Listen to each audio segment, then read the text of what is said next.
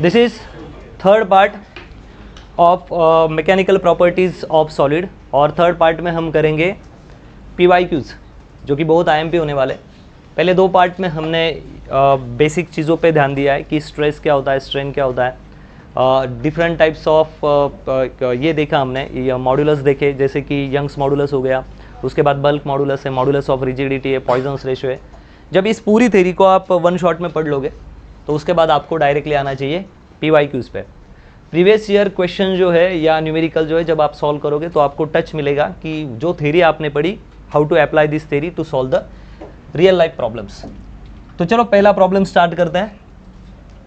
Problem में ये बताया गया है the extension of wire by application of load is. एक वायर का एक्सटेंशन हो गया, मतलब वो वायर थोड़ी सी खींची गई बाय एप्लीकेशन ऑफ लोड, जब उस पर क्या लगाया गया, लोड। कितनी खींची गई, 0.3 centimetre.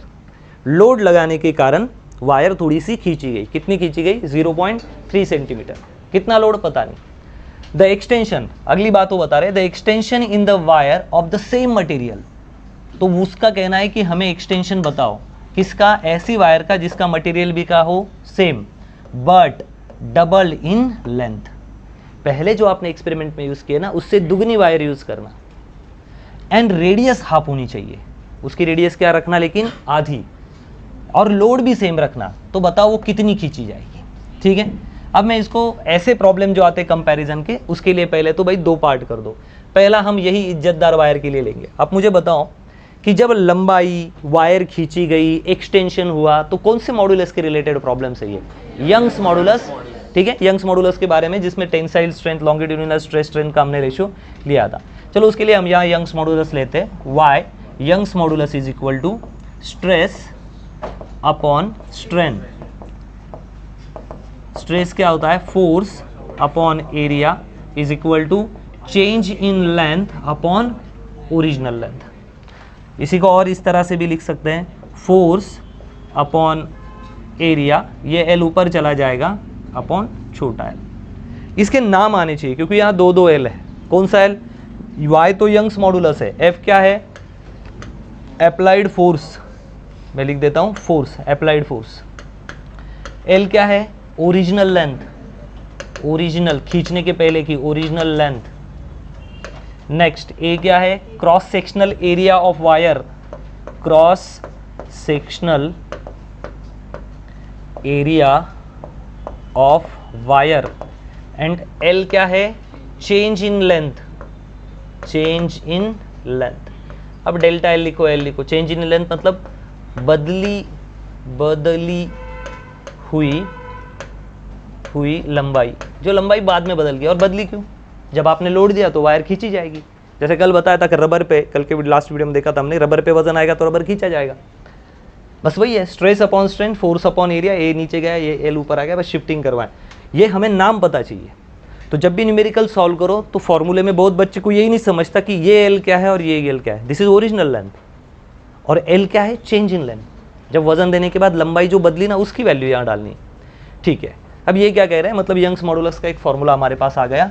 Young's modulus is equal to F बड़ा L, force original length cross sectional area upon change in length. ठीक है, मैं चेंज इन लेंथ को वहाँ भेज देता हूँ। So change in length is equal to F L A Young's modulus. ठीक है, आई बात समझ में।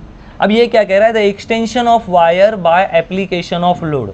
एक्सटेंशन मतलब जो बढ़ी हुई लंबाई है वो कितनी है, 0.3। तो मैं लिख देता हूँ ये कौन सी लंबाई है, एक्स्ट्रा खींची हुई, बदली हुई, चेंज इन लंबाई कितनी है, 0.3।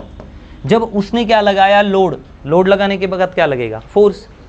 तो फोर्स है, कितनी लंबाई उसकी नहीं बताया तो हम मानते हैं एल लंबाई होगी। क्रॉस सेक्शनल एरिया कितना होगा बताया नहीं तो ए ही होगा, और यंग मॉडुलस क्या होगा, वाई। ये हो गई केस नंबर 1। आपने फोर्स लगाया तो एफ है, कितनी लंबाई थी उसकी नहीं बताया तो मैंने एल मान लिया, कितना एरिया है, एरिया होगा तो ए मान लिया, यंग्स मॉडुलस वाई। तो हमें किसकी वैल्यू देखी रखी, केवल चेंज इन लेंथ की। दूसरी बात बता रही, उन्होंने कहा फिर भी इसके बाद भी अब जो नई वायर होगी ना उसका भी एक्सटेंशन निकालो, और वो क्या होगी, वायर ऑफ सेम मटेरियल की होगी। क्यों दिया है सेम मटेरियल, क्योंकि सेम मटेरियल होगा तो उसका यंग्स मॉडुलस की भी क्या होगा, सेम, क्योंकि यंग्स मॉडुलस किस पे डिपेंड करेगा, आपके मटेरियल पे। किस पे डिपेंड करेगा, मटेरियल पे। मटेरियल डिसाइड करेगा कि रेजिस्टेंस कितना होगा, कितना रोकना है उसको। आई बात समझ में? मैंने इसलिए कहा कि ये वीडियो अगर आप देख रहे हो और डायरेक्टली न्यूमेरिकल कर रहे हो तो ये देख के आपका वैसे भी कोई फायदा नहीं, अगर आपके बेसिक्स क्लियर नहीं है तो सेम मटेरियल मतलब यंग्स मॉडुलस सेम है, ये वहाँ की हिंट है। बट उसमें कंडीशन क्या है, बट डबल ऑफ लेंथ, उसकी लंबाई क्या रखना, डबल। तो इसके लिए जो फॉर्मूला बना वो इसके लिए भी बनाता हूँ मैं, y is equal to F L, direct लिख देता हूँ, नहीं तो ये पूरा करके l की वैल्यू क्या आएगी, l is equal to F L A upon Y. So length कितनी बोली उसने, चेंज इन लेंथ निकालना है ना इसका भी, f कितनी लंबाई बोली है, डबल इन लेंथ, तो उसने कहा उसकी लंबाई कितनी रखना, डबल। और ये कहा है एंड रेडियस हाफ रेडियस, तो रेडियस कहाँ आएगी सर, एरिया में आएगी, क्योंकि एरिया क्या होता है, पाई आर स्क्वायर। एरिया क्या होता है, पाई आर स्क्वायर। तो एरिया की जगह पे मैं डालता हूँ पाई आर स्क्वायर, पाई, और आर की जगह पे क्या डालूँ, हाफ द रेडियस, मतलब रेडियस डिवाइडेड बाय 2 का स्क्वायर मल्टीप्लाइड बाय वाई। जो उन्होंने बताया ना वही हमें लिखना चाहिए। ये तो फॉर्मूला हुआ, this is force, original length, cross sectional area, change in length. मुझे चेंज इन लेंथ कितनी दी है, 0.3, तो चेंज इन लेंथ को यहाँ लाया, वाई को इधर लाया, चेंज इन लेंथ की वैल्यू मैंने डाल दी। उन्होंने कहा ये ओके, लेकिन अब हम आपको एक दूसरी वायर देते हैं सेम मटेरियल की, लेकिन उसकी लंबाई आपको कितनी देंगे, डबल। तो भाई यही फॉर्मूला मैंने एज इट इज लिखा है, यही फॉर्मूला है वो। तो यहाँ पे 0.3 है, उसकी वैल्यू तो निकालनी है, फोर्स भी सेम है, इसकी लंबाई l है, तो उसकी डबल कितनी हुई, 2l। ठीक है, अब इस पे ये मिटा देता हूँ, ये आपने लिख लिया होगा। अब वो ये कह रहा है कि उसकी लंबाई डबल है, मैं इस फॉर्मूले को थोड़ा अच्छा बना देता हूँ। 0.3 फोर्स, यंग्स मॉडुलस, एरिया क्या आएगा, पाई आर स्क्वायर, और ये l है, आई एम सॉरी, ये l है, l, और यंग्स मॉडुलस आएगा y। इसने कहा कि उसकी लंबाई ना दुगनी रखना, इसकी लंबाई अगर l थी इस वायर की, तो उसकी लंबाई कितनी रखना, दुगनी, तो ये कितनी होगी, 2l। इसका cross sectional area pi r square होगा। उसने कहा अगर इसकी रेडियस r होगी तो इसकी रेडियस कितनी ले ली, हाफ द रेडियस, तो इसलिए रेडियस में क्या डाल दिया, 2, तो r/2 का स्क्वायर। चलो इसको अच्छी तरह थोड़ा बना लेते हैं और दोनों को डिवाइड कर देते हैं। ये इक्वेशन 1 है, ये इक्वेशन 2 है। So l is equal to F 2l pi, क्या होगा आर स्क्वायर में, आर स्क्वायर डिवाइडेड बाय 4, पूरे ब्रैकेट का स्क्वायर है, और ये y। ठीक है, हमें ये वाली निकालनी, इसको lx नाम दे देते हैं। चलो ये छाप लिया आपने। अब इसके बाद क्या करते हैं, हम इक्वेशन ये निकालनी ना, इस इक्वेशन को, दो इक्वेशन को, इक्वेशन नंबर 2 को इक्वेशन 1 से डिवाइड कर देते हैं। इक्वेशन 2 को, इस इक्वेशन को 2 को हम इक्वेशन 1 से डिवाइड कर देते हैं। चलो करके देखते हैं। डिवाइडेड बाय क्या वैल्यू इधर इसकी, is equal to 0.3 F dot L, नीचे क्या है, पाई आर स्क्वायर वाई। क्या क्या कट जाएगा, एफ मरेगा, एफ, एल गया एल, पाई गया पाई, आर स्क्वायर गया आर स्क्वायर, वाई चला गया वाई। क्या बचा है यहाँ पे, यहाँ पे कन्फ्यूजन नहीं होना है। ऊपर बचा है एलएक्स जो ढूंढना है, नीचे क्या बचा है यहाँ पे 0.3 इज इक्वल टू, यहाँ क्या बचा है केवल 2, क्या बचा है 2 अपॉन, ये 4 कहाँ चला जाएगा, ऊपर, बराबर है, 4 कहाँ जाएगा, ऊपर, 8 बन जाएगा। ठीक है, लिख दो यार डायरेक्ट, ऊपर 4 बराबर है, नीचे क्या आएगा, इधर नीचे कुछ भी नहीं आएगा, कुछ बचा ही नहीं है, कुछ भी बचा नहीं है, ये सब कुछ क्या हो चुका है, कट। और ये एल एक्स अपॉन 0.3, और यहाँ बचा है 2 अपॉन 1 अपॉन 4, तो ये 4 ऊपर चला जाएगा, क्या बन जाएगा 8। तो यहाँ पे नीचे 1 लिख देता हूँ, तो ये 0.3 इधर है, ये इधर जाके मल्टीप्लाई हो गया, तो एल एक्स क्या बना 8 मल्टीप्लाइड बाय, ये 8 multiplied by 0.3, L X is equal to 2.4 centimetre. छापो इसको। चलो नेक्स्ट सवाल पे जाते हैं। नेक्स्ट सवाल क्या बता रहा है, 2 वायर्स, क्या है 2 wires, same radius same material. ठीक है, तो बस इतनी जानकारी काफ़ी है। 2 वायर ले लेते हैं, ये 2 वायर, ये एक वायर और ये एक वायर, क्या सेम है उसकी रेडियस, तो क्या रेडियस दी पता नहीं, मैं लिख देता हूँ आर रेडियस, इसकी भी radius r, same material same material मतलब इसका भी यंग मॉडुलस y, इसका भी यंग मॉडुलस क्या होगा, same. There length in the ratio of 1:2, उनकी लंबाई कैसी है, 1:2। अगर एक की लंबाई 1 है तो दूसरे की लंबाई 2 है, 1:2। अगर एक की 1 सेंटीमीटर तो दूसरे की कितनी होगी, 2 centimetre. If one is 1 metre then another is 2 metre, 1:2 in the ratio. If these are stretched by the same force, दोनों को खींचा गया सेम फोर्स से, जो बोला गया है वो डायग्राम में कन्वर्ट हो रहा है। देखो जो यहाँ पे बोला है उसका पूरा डायग्राम आ रहा है। The strain produce in the 2 wire will be, तो दोनों वायर में कितना स्ट्रेन प्रोड्यूस होगा इन द रेशियो, और वो भी किस में बोलना है, रेशियो में। तो ठीक है, मैं इसका स्ट्रेन निकालता हूँ, फिर इसका स्ट्रेन निकालता हूँ और रेशियो ले लेते हैं, आंसर आ जाएगा। क्या पता है हमें स्ट्रेन निकालने के लिए फॉर्मूला? पहली बात, किस फॉर्मूले से ये प्रॉब्लम सॉल्व होगा, यंग्स मॉडुलस, क्योंकि सब बातें किस में हो रही, लेंथ किस में बारी की, ये थी उसकी लेंथ ऐसी थी, फिर फोर्स लगा। किसी भी वायर को, रबर को या किसी भी लेंथ वाली चीज को अगर खींचोगे तो क्या बदलेगा, उसका लेंथ बदलेगा। और ये कहाँ पर पढ़ाया जाएगा, केवल यंग्स मॉडुलस में। क्या यंग्स मॉडुलस का formula, y = stress upon strain. Sir ये आता है हमें, मुझे पता है आपको आता है, लेकिन अगर आप लिखोगे ना तो आप भूलोगे ही नहीं, मतलब और को आपको और जबरदस्त आएगा। सो y = स्ट्रेस अपॉन स्ट्रेन, क्या ना, right. Force, stress is force upon area, stress क्या है, फोर्स अपॉन एरिया, और नीचे क्या है, स्ट्रेंथ। सर उसका भी फॉर्मूला लिखो ना, हमें डायरेक्टली क्या निकालना है अब, स्ट्रेंथ। तो फिर क्या को लिखने का, स्ट्रेन को इधर भेज दो, y को कहाँ लाओ, नीचे लिख दूँ, यहाँ पे जगह ही नहीं। So strain is equal to strain ऊपर गया, y नीचे आया, F/A/y। तो स्ट्रेन किस पे डिपेंड करता है, किसी भी वायर का कितना फोर्स लगाया और उसका एरिया कितना है, कितना फोर्स लगाया और उसका एरिया कितना है। तो आप बताओ क्या दोनों के एरिया अलग अलग है या सेम सेम है, सेम, क्योंकि रेडियस सेम, तो इसका πr² और इसका भी πr² क्या आएगा, सेम। ओके, क्या दोनों पे लगाए हुए फोर्स अलग अलग है या सेम, कहाँ लिखा है, stretch bye the same force. तो भाई स्ट्रेन किसके साथ डायरेक्टली प्रोपोर्शनल है, स्ट्रेन इधर भेजा और y को नीचे लाया, strain is directly proportional to force and inversely proportional to area. तो दोनों का भी फोर्स और एरिया क्या है, सेम सेम। तो बताओ उसके स्ट्रेन भी क्या आएंगे, सेम सेम। तो 1:1। तो अगर फोर्स सेम है, क्योंकि स्ट्रेन डिपेंड किस पे कर रहा है, मैथ बता रहा है डिपेंड कर रहा है, strain is equal to force upon area multiplied by Young's modulus. नीचे यंग है ना, ये नीचे आ जाएगा। तो स्ट्रेन किस पे डिपेंड है, फोर्स पे, और किस पे डिपेंड है, एरिया पे। तो क्या दोनों के फोर्स अलग है, नहीं, सेम है। क्या दोनों का एरिया अलग अलग है, नहीं, सेम है। तो भाई दोनों तीनों, क्या मटेरियल अलग अलग है, नहीं, वो भी सेम है। तो फिर सब कुछ अगर सेम है तो स्ट्रेन भी क्या आएंगे, सेम सेम, बस खत्म। सो रेशियो क्या आएगा, 1:1। चप, नेक्स्ट प्रॉब्लम की तरफ जाते हैं। धीरे धीरे प्रॉब्लम से प्यार होगा, एक साथ नहीं होगा।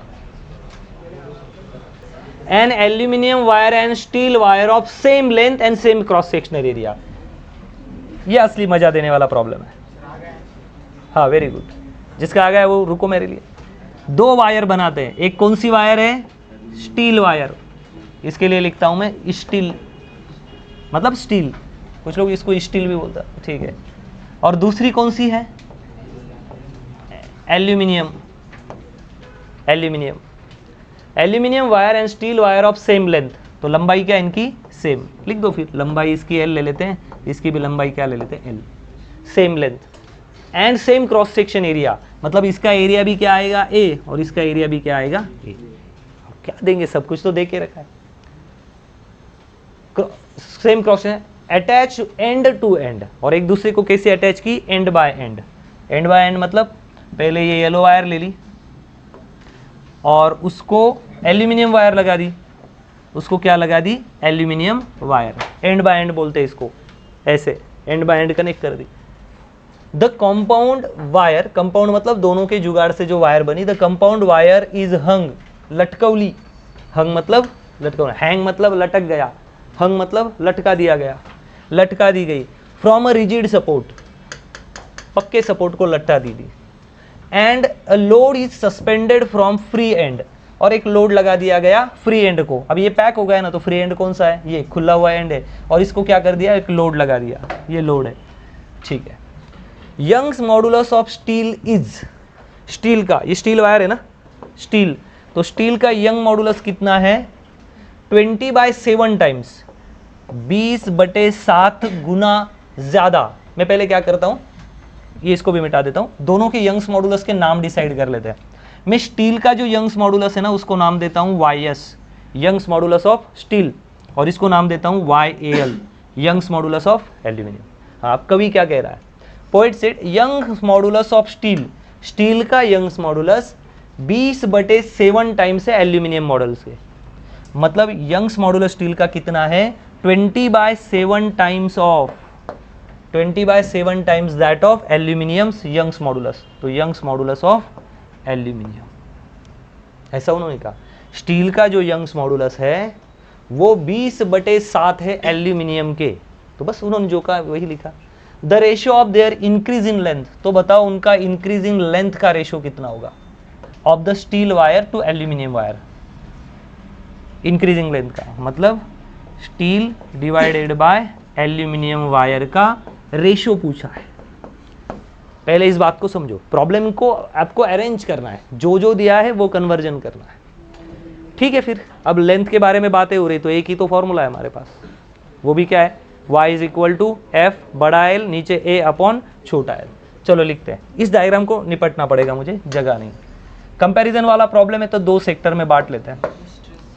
पहले हम बात करेंगे एल्यूमिनियम की, नहीं पहले हम स्टील की बात कर लेंगे।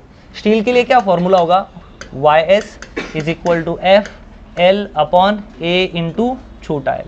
हमें छोटा L का, क्योंकि ratio of increase in length, length में होने वाला बदलाव वो चाहिए, तो ये L को इधर ले लेते हैं। सो फॉर्मूला क्या बनेगा, L = FLAYS। नहीं मुझे नहीं लगता इसकी कोई ज़रूरत भी पड़ेगी, YS की वैल्यू तो है हमारे पास, बाद में देखते हैं, ठीक है। अब मुझे बताओ YS कितना है, YS स्टील का यंग्स मॉडुलस 20/7, 20/7 YAL। एल्यूमिनियम के यंग्स मॉडुलस के 20/7 इतना उसका यंग्स मॉडुलस है, इज इक्वल टू फोर्स विस का कोई भी वैल्यू नहीं, तो F कितना है, F ही रहेगा। लेंथ कितनी है, L रहेगी, लेंथ भी सेम है, क्रॉस सेक्शन एरिया भी क्या है, सेम। तो हमें चेंज इन लेंथ देखनी है, तो इसकी जो स्टील की लेंथ है ना उसको मैं S नाम दे देता हूँ, change in length of steel. समझ गया ये। अब हम दूसरे एल्यूमिनियम के बारे में बात करते हैं। एल्यूमिनियम के बारे में कुछ भी नहीं कहा है ज़्यादा, तो एल्यूमिनियम के लिए लिखते हैं Y ऑफ एल्यूमिनियम = फोर्स, उसकी लेंथ A, और उसकी जो लंबाई चेंज होने वाली उसको नाम देते थे YA, बराबर है। तो ये दोनों आंसर हमें मिल गए। अब क्या करते हैं, हमें रेशियो निकालना है YS अपॉन YA का। तो मैं क्या करता हूँ,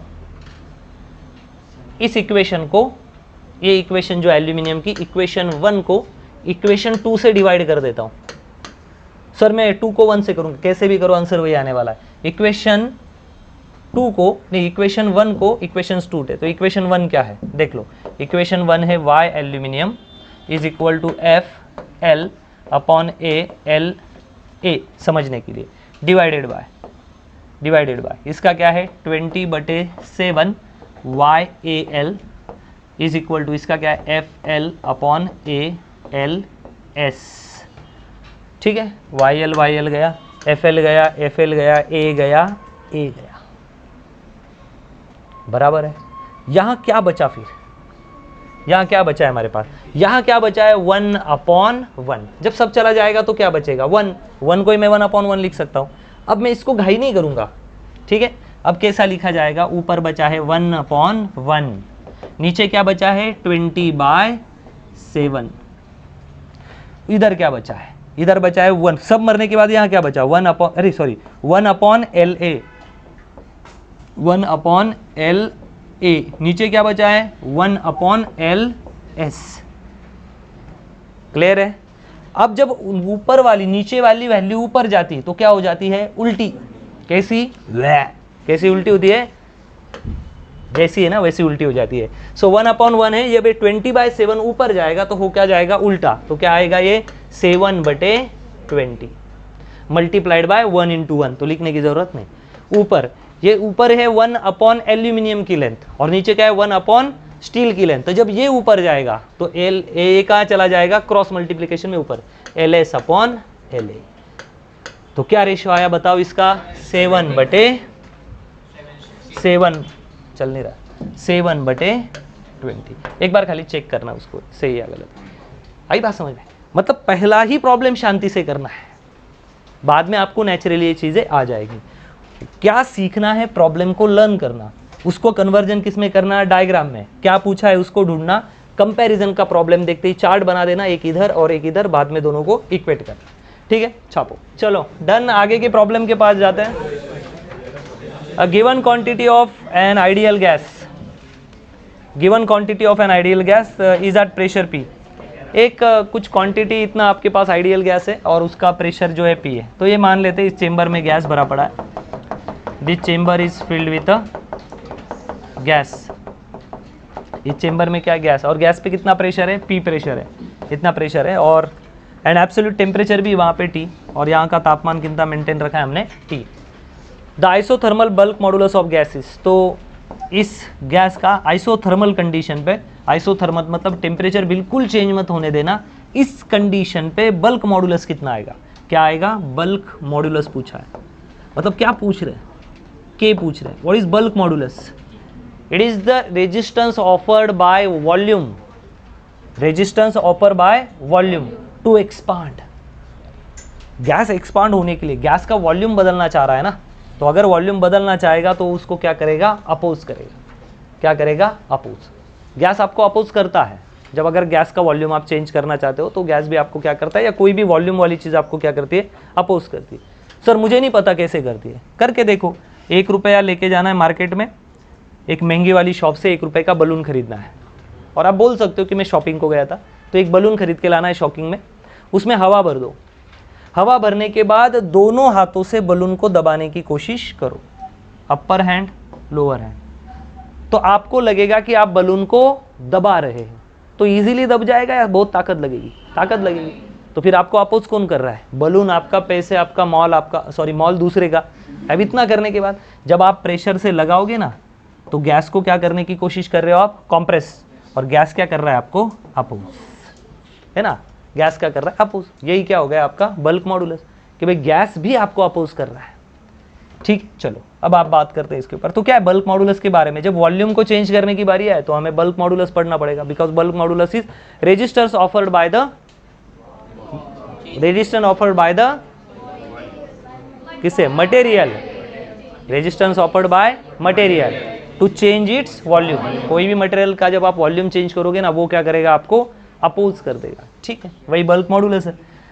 ठीक है, फिर अब उसका बल्क मॉडुलस का फॉर्मूला है K is equal to minus P upon change in, अगर ये याद नहीं आए तो मैं ऊपर लिख दूंगा, change in volume upon original volume. तो अगर बल्क मॉडुलस का फॉर्मूला याद नहीं तो लिख लो, volume stress, volume stress, volume stress upon volume strength. तो वॉल्यूम स्ट्रेस का क्या फॉर्मूला है हमारे पास? Force upon area, and force upon area क्या होता है भाई? फोर्स अपॉन एरिया क्या कहलाता है? प्रेशर। और वॉल्यूम स्ट्रेन क्या है? Change in volume upon original volume. I am again repeating, जब ये पढ़ना है तो बहुत बेस आपका क्लियर होना चाहिए, तब सारी बातें ईजी हो जाती है। तो वी को ऊपर लेके आओ, लाओ तो ठीक, नहीं तो मत लाओ, आपकी मर्जी है। अब उसने दूसरी कंडीशन कही है कि ये जो भी चल रहा है ना, ये आइसोथर्मल कंडीशन पे चल रहा है, वहां से हम कुछ चीज पिक कर सकते हैं। आइसोथर्मल कंडीशन का मतलब क्या होता है? पीवी, मैं आइडियल गैस के बारे में बात करता हूँ, PV is equal to NRT, this is ideal gas equation.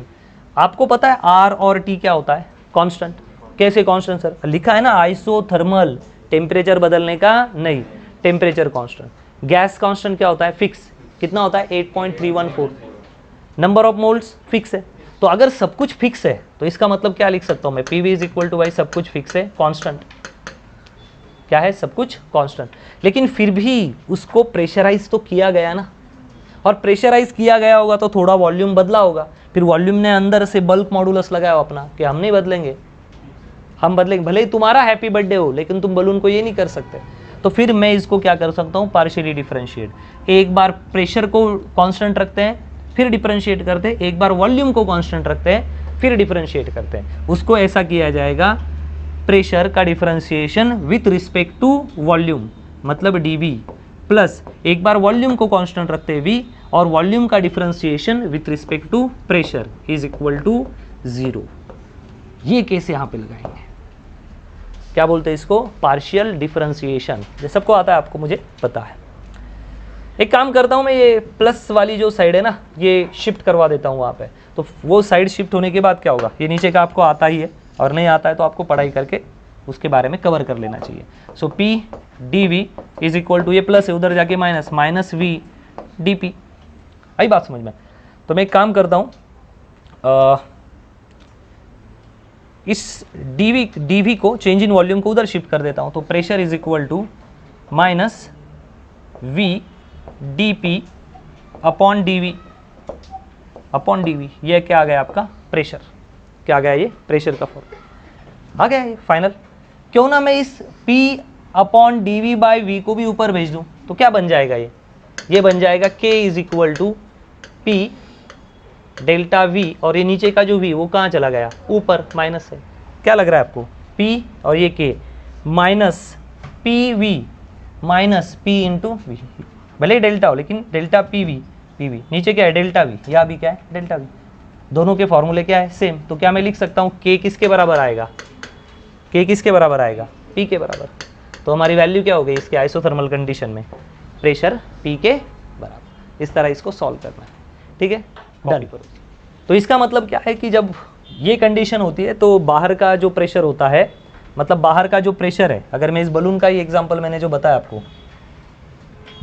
ठीक है, ये तो प्रॉब्लम सॉल्व हो गया। जब हमारी ये केस आ जाती K इज इक्वल टू पे आइसोथर्मल कंडीशन पे, तो आइसोथर्मल कंडीशन अगर है भी, इसका मतलब टेम्परेचर नहीं बदल रहा है, और अगर टेम्परेचर नहीं बदल रहा है, डेल्टा T नहीं बदल रहा है, तो गैस के जो मोलेक्यूल्स होंगे अंदर, गैस के क्या होंगे मोलेक्यूल्स, इनकी काइनेटिक एनर्जी क्या होगी सेम।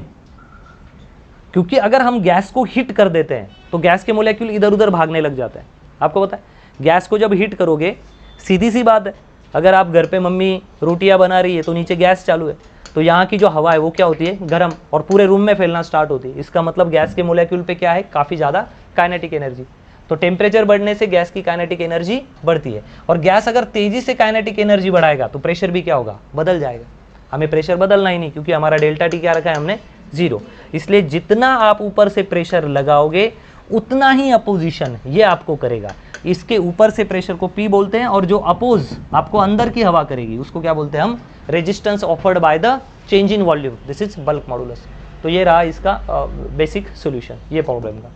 ठीक है, चलो आगे बढ़ते हैं नेक्स्ट प्रॉब्लम की तरफ। इजी था ये भी। 5 number, this is again a very basic problem. ये सारे पूछे गए हैं, ये सारे जेई नीट है, बस मैं ऐसा नहीं बोल रहा हूँ कि ये रहा 2022 का सवाल आपके स्क्रीन पर, ये रहा 2023, 2027, लिखने की ज़रूरत नहीं है। All are very IMP question, DPP से लिए गए सवाल है। Uniform rod of mass M, length L and cross sectional area A, इतना बताया, उसका डायग्राम बनाओ। यूनिफॉर्म रॉड, ये लो यूनिफॉर्म रॉड। यूनिफॉर्म मतलब यूनिफॉर्म पहना हुआ नहीं, यूनिफॉर्म मतलब भाई उसकी मोटाई साइज हर जगह क्या है सेम।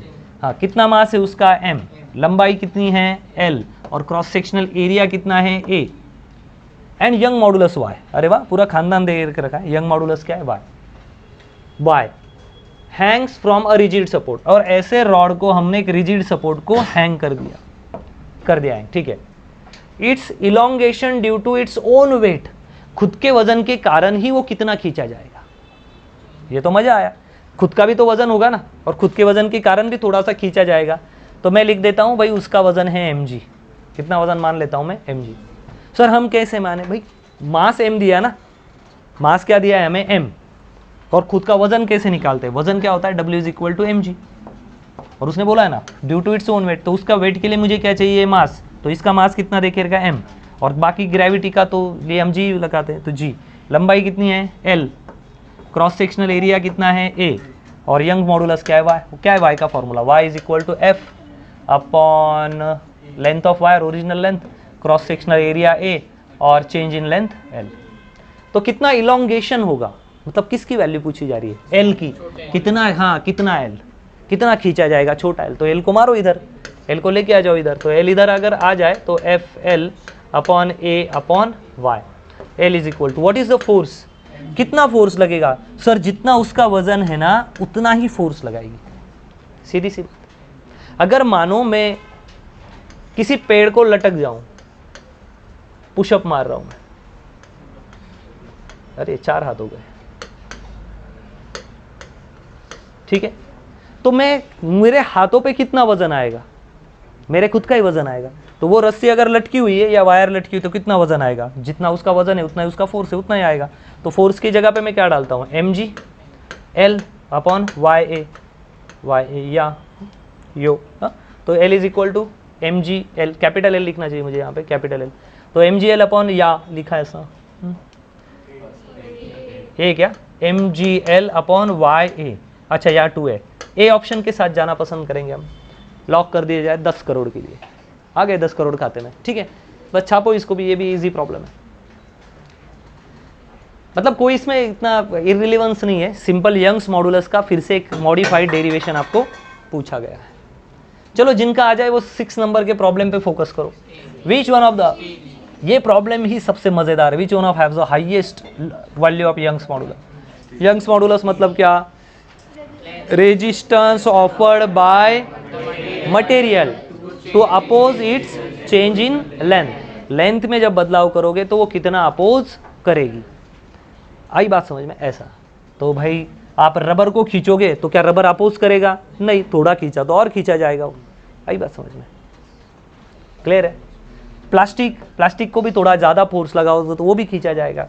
वुड वो अच्छा खासा होल्ड करेगा, तो वुड और स्टील में कौन स्ट्रांग है, स्टील, जितना ज़्यादा वो चीज़ स्ट्रांग है उतनी वो कम खींची जाएगी, कम खींची जाएगी तो इलोंगेशन नहीं होगा, इलोंगेशन नहीं होगा तो वो टूटेगी नहीं, तो इसका मतलब जब पहाड़ पे चढ़ते वक्त हम रस्सी लगाते हैं, मानो कि रस्सी दे दी, और ये रस्सी बनाने वाला है ना नॉटी आदमी था, और उसने यंग्स मॉडुलस अच्छे से नहीं पढ़ा, उसके दिमाग में कुछ उल्टा ही सेट हो गया कि जितनी ज़्यादा चीज़ खींची जाएगी यंग मॉडुलस उतना अच्छा, ठीक है। तो जैसे ही आदमी उसको लटका, रबर की थी, डायरेक्टली खींच के नीचे आ गया, मतलब जितना पहाड़ जड़ा था सीधा नीचे आ गया वापिस, और जैसे ही हाथ छोड़ने लग गया रस्सी ने फिर ऊपर खींच लिया, दपाक से डायरेक्ट पहाड़ के ऊपर। ऐसा नहीं चाहिए, ऐसा चलेगा नहीं। तो यंग्स मॉडुलस किसका ज़्यादा होगा भाई, स्टील का।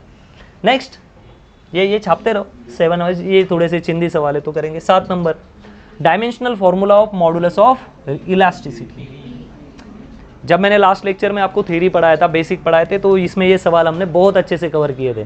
कैसे निकालते हैं हम कोई भी चीज़ का modulus, how many modulus are there, 3।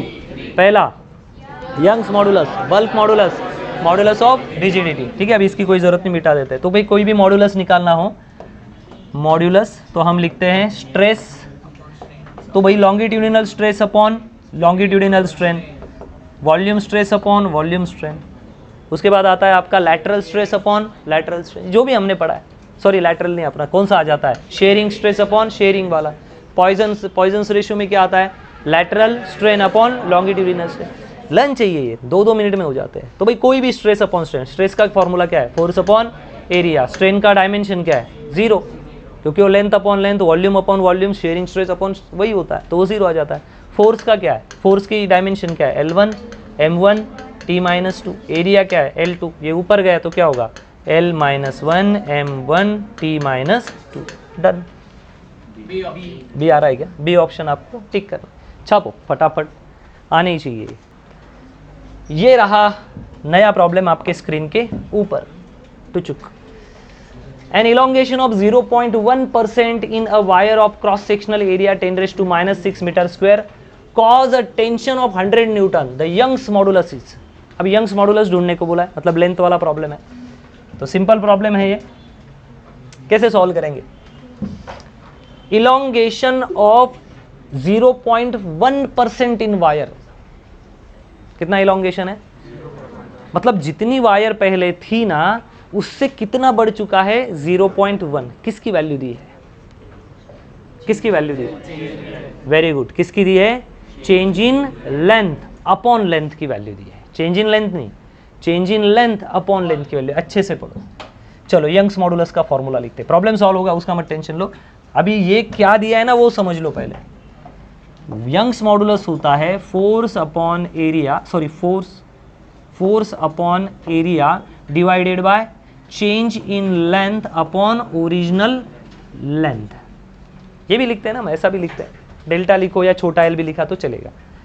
What is Young's modulus, stress upon strain, what is stress, force upon area divided by change in length, छोटा एल अपॉन बड़ा एल। सर नहीं मज़ा नहीं आ रहा, अच्छे से लिखो। Okay, force upon area change in length upon original length. आपको किसकी वैल्यू दे के रखी है? An elongation of 0.1% in wire. किसके बारे में जानकारी दे के रखी है?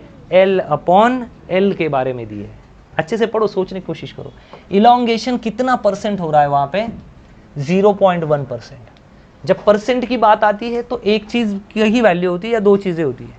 दो चीज़ें। मानो कि मैं किसी के बारे में बात कर रहा हूँ 70%, if I write here 70%, so what this symbol indicate? This symbol indicates 70 and percent means divided by 100. So while percent is there, when they given a percent, it means they are providing a ratio. They are provided or they provided the value of some ratio. When they write percent here means they are provided the ratio of values. किसका value दिया है हमें? एक ratio दिया है, value नहीं दी है। Percent का अर्थ क्या होता है? दो चीज़ों का रेशो लिया है। तो क्या बोला है उसने? 0.1%। इसका मतलब जितनी उसकी पहले की लंबाई थी ना, उस लंबाई के 0.1%। मतलब हमें किसकी वैल्यू दे के रखी है?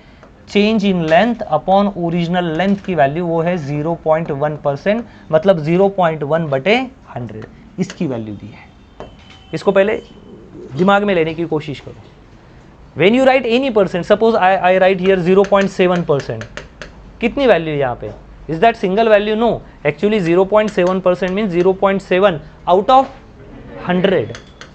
सो वेन दे गिवन 0.1% इलोंगेशन हुआ आउट ऑफ 100, मतलब जितनी भी पहले लंबाई थी उसमें और कितने बढ़ोतरी हुई? 0.1% की। तो एल अपॉन एल की वैल्यू, एल की नहीं। वही से प्रॉब्लम खिसक जाता है, समझने में ही काफ़ी कॉम्प्लेक्स चीज़ें लगती है। उसके बाद क्या बताया? क्रॉस सेक्शनल एरिया देके रखा है 10⁻⁻6। टेंशन देके रखा है, टेंशन ही हमारा फोर्स के बराबर काम करता है। टेंशन ही क्या है? फोर्स। और कितना है उसकी वैल्यू? 100 न्यूटन। सर टेंशन कैसे फोर्स हो गया? मानो कि मेरे हाथ में एक बकेट है या मेरे हाथ में कोई वजन है,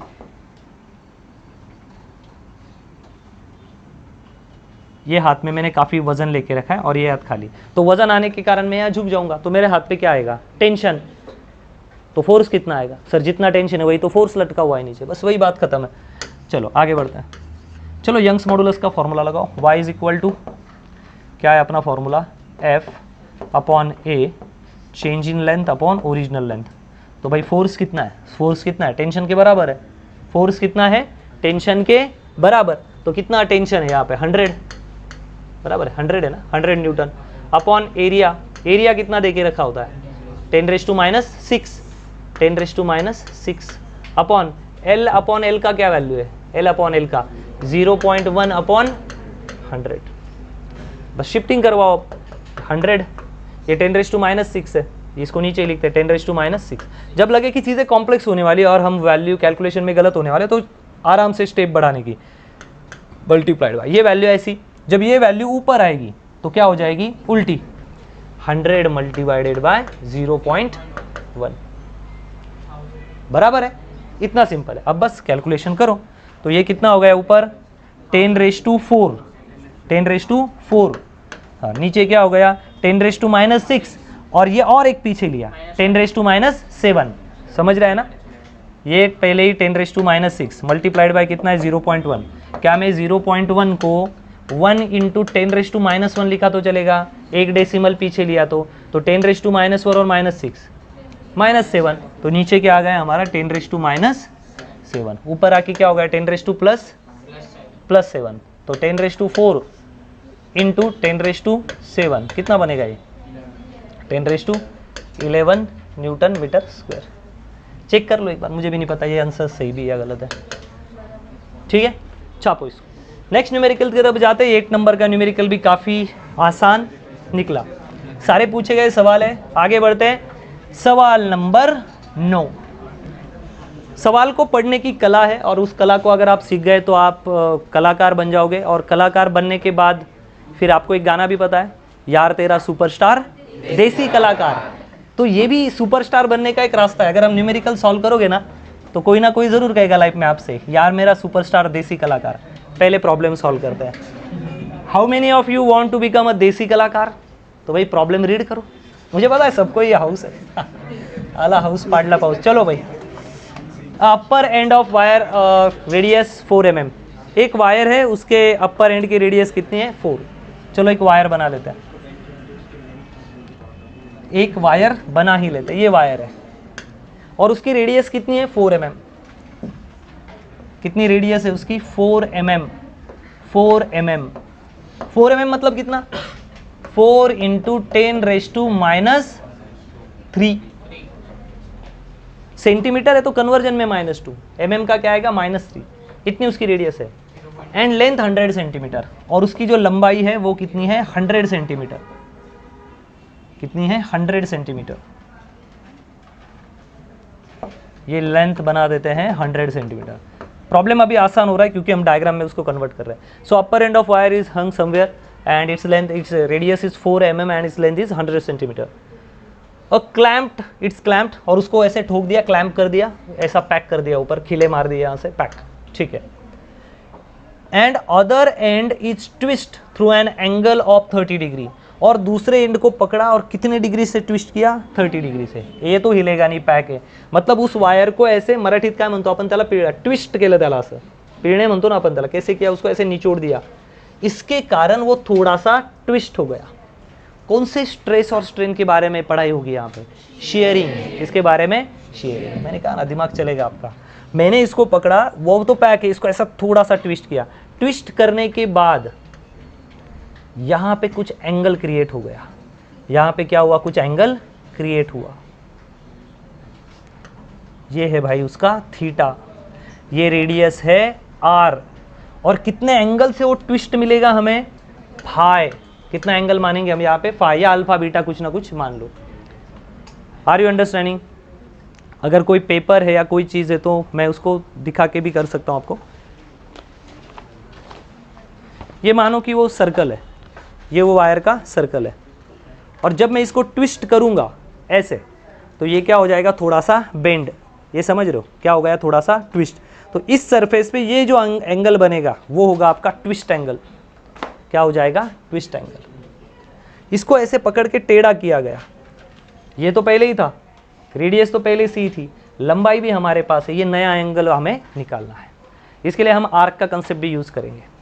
अगर मुझे ये वाली लंबाई चाहिए, शेयरिंग ट्रेस क्या होता है, शेयरिंग स्ट्रेस पता है, tan theta is equal to delta x upon L, ये वाला, ठीक है। Twist of an angle 30 degree, तो 30 डिग्री से हमने उसको ट्विस्ट कर दिया, तो ये पूछ रहा है कि एंगल ऑफ शेयर इज, तो 30 डिग्री तो हमारे पास है, तो शेयर एंगल निकालना पड़ेगा। तो मुझे अगर शेयर एंगल चाहिए, ये वाली लंबाई कितनी आएगी 100, ये भी हमें पता है, ये थीटा है, ये फाई जो हमें निकालना है। अब हमें ये वाली साइड चाहिए, केवल ये वाली साइड। कैसे आएगी, मैं इस सर्कल को थोड़ा बाहर निकाल देता हूँ। कितना डिग्री है theta, 30 degree.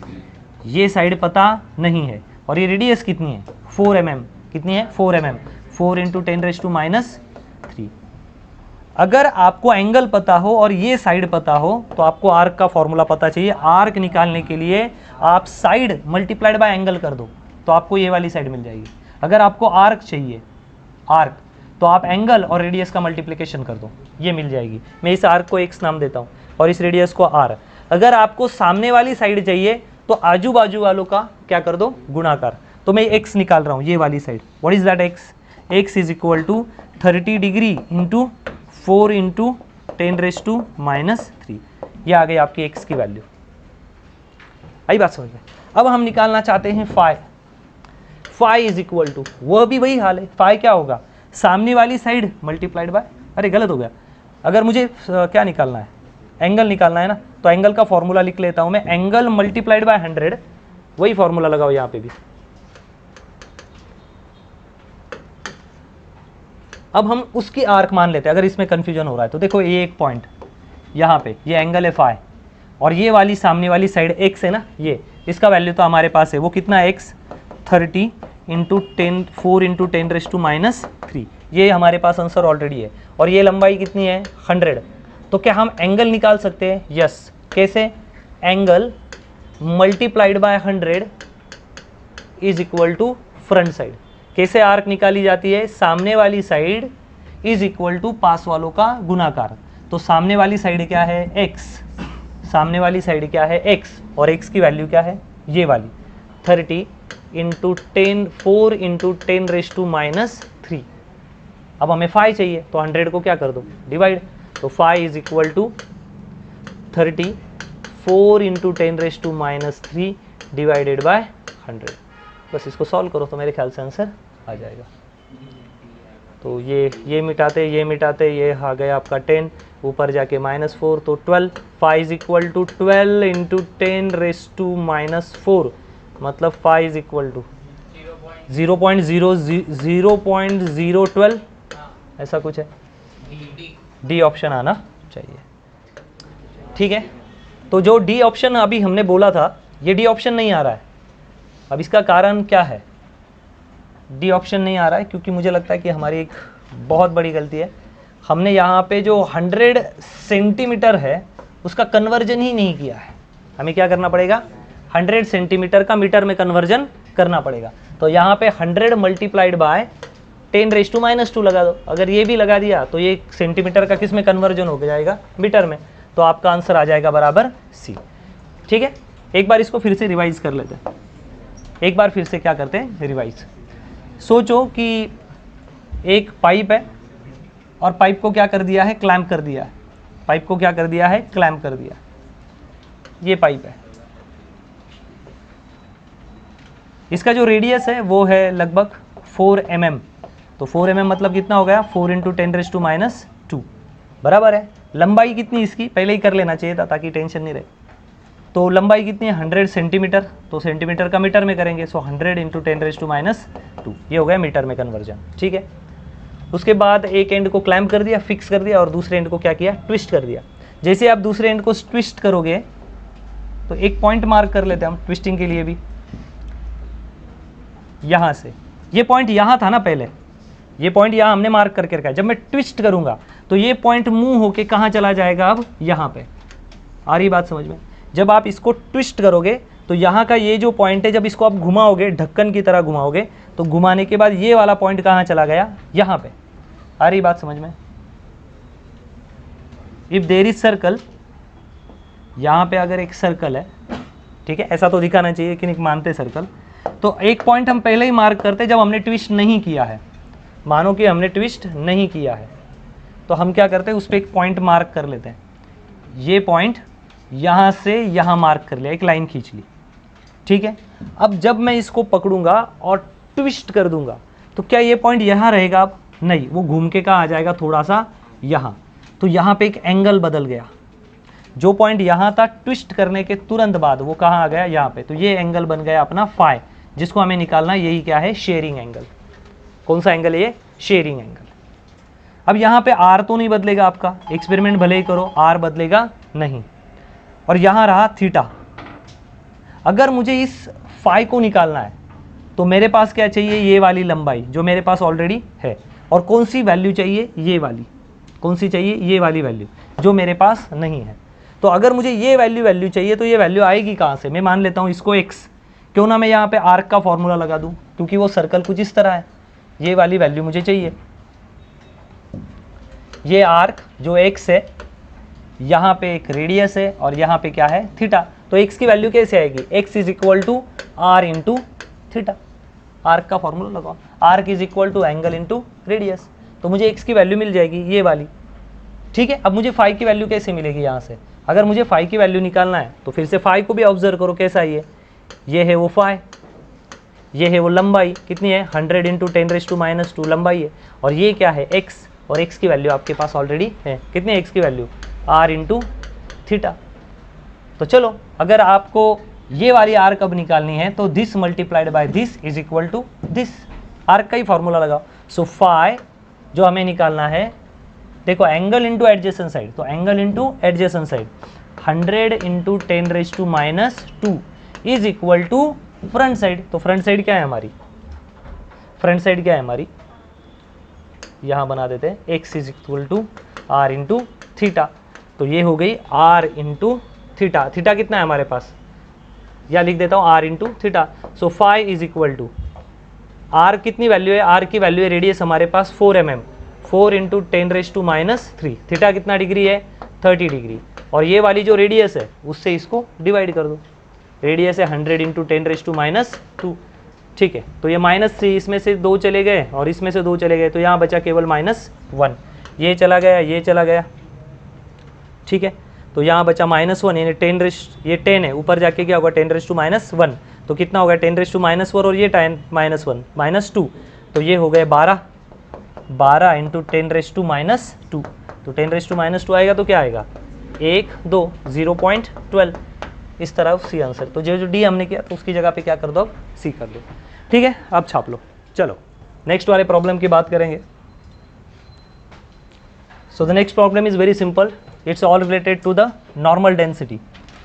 So in this problem they provide you the normal density, the value of density of gold, what they given, density of gold, that is rho, and they provide the bulk modulus, that is K, and you know the formula of bulk modulus is what, P upon change in volume upon volume, right? So this is all about the bulk modulus. Increase in density, they want increase in density of piece of gold. What is the increment in density of gold? So for that sake we consider the initial density is D. What we consider, D is its initial density, and suppose after applying the pressure P, because they provide pressure also, what happen when you apply the pressure on any gold let's say block, what happen, it get compressed, means its density is totally changed. So how we can write the increase in density, it's write like, say final density is D2, it's D1, so it's what, initial and final density after compression by using the pressure P, final density. So how we can write is, it's write like a delta D upon D. This is called as increase in density, this is called as increase in density, right? That's what we have to find out, increase in density, that is delta D upon D, and what they provide and given this value, this is density of your gold, and what we know the bulk modulus, that is P is equal to P upon delta V upon V, change in volume upon original volume. So what to do, because we have this different 4 options. So let's consider something about the density. What is the formula of density? Density is nothing but what? Density is nothing but mass upon volume. So while compressing we are not going to change the volume, because when you compress anything we compact it, so its volume is, its mass is not going to change. What is the change is only there, change in volume. So mass is always constant now, if you compress anything its mass is not going to change, but its volume change, its size is very bulk, when you compress it is become shrink, right? So when volume is change, volume is related to density, so volume change hoga, so it means density will change. So we can write here, when we talk about the change in volume upon volume, we are actually talking about change in density upon density, right? So instead of change in volume upon volume, we can write change in density upon density. So put over here, so K is equal to P, what is delta V, that is delta D upon D. Now change the position, okay, एक move और करेंगे, change the position, we have to find out this value na, so move here and shift K at this side, so it's become delta D upon D is equal to P upon K. So here we have P upon K in each side, P upon K minus Kp, this is not again, P upon 2P, P upon K, this is P upon K, so B is correct answer. So P upon K just multiplied by density, so this is your correct answer. So B is accurate answer about change in density, or we can say that increase in density means delta D upon D is your what, P upon K. So we just multiplied by density, it's just a factor, right? So this is answer of your question number 10th.